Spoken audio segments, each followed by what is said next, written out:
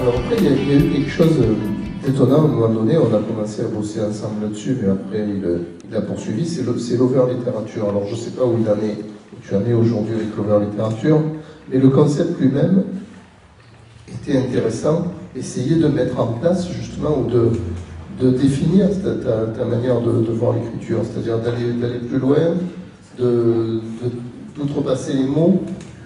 Oui, moi j'ai toujours voulu créer un courant littéraire parce que c'est beaucoup plus facile de travailler ensemble. Enfin, apparemment, c'est plus facile. En réalité, ça pose d'autres problèmes. Mais c'est clair qu'on ne peut pas rester isolé, on se fait massacrer, on se fait manger les uns après les autres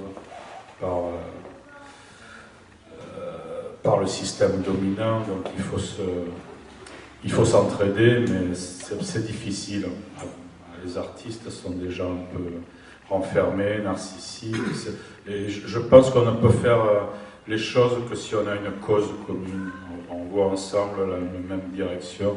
Dont la cause d'Over-littérature, c'est le verbe marseillais dans son potentiel international et universel. C'est arriver à dire des choses en marseillais sans être obligé de passer par Paris. Et bon, on peut imaginer. Moi, j'ai des livres qui sont traduits à l'étranger, même en chinois, ou des livres qui n'ont jamais eu aucun article à Paris, ni dans Le Monde, ni dans l'IB, ni nulle part. Là, on parlait du lapin exterminateur. Ça vient d'être édité en Allemagne chez Fischer, directement en poche. Donc Fischer, c'est le plus gros éditeur allemand. Mais c'est un livre qui est totalement ignoré à Paris. Donc il ne faut pas hésiter à court-circuiter la capitale. Et donc, Over-littérature, on a fait ça dans cet esprit de donner une crédibilité internationale à l'esprit marseillais, au verbe marseillais. Quand je dis esprit, c'est vraiment une vision du monde, une conception de la vie, même une mystique, une cosmogonie, qui est un peu délirante, burlesque, mais c'était le cas chez les Grecs. Il n'y avait pas de sérieux dans la vision de l'univers.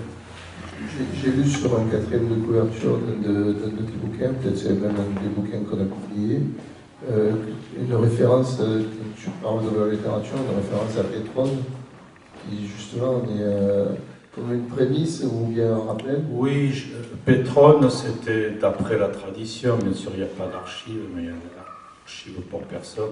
D'après la tradition, était marseillais, on lui reprochait de croire davantage aux divinités de Marseille qu'aux divinités de Rome. Donc Pétrone, l'auteur de la littérature réaliste, était marseillais. Littérature réaliste, c'est le premier qui a parlé dans un livre de la réalité.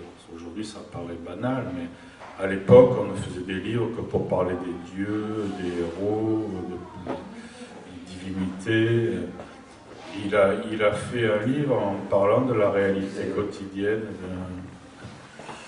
Et donc, c'est une révolution littéraire et on ne tient pas compte de lui. Alors, comme si on avait beaucoup de grands hommes, on peut se passer de Pétrone. Il n'y a même pas une rue Pétrone, donc ça, c'est un peu un monde d'Adam.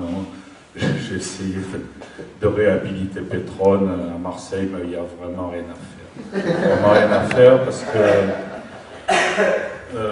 Néron, comme il a comploté contre Néron, il a été décrété de damnation éternelle. C'est-à-dire on n'a pas le droit, sous peine de mort, de prononcer son nom dans tout l'Empire romain.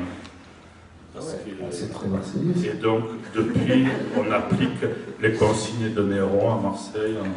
On ne parle pas de Pétrone.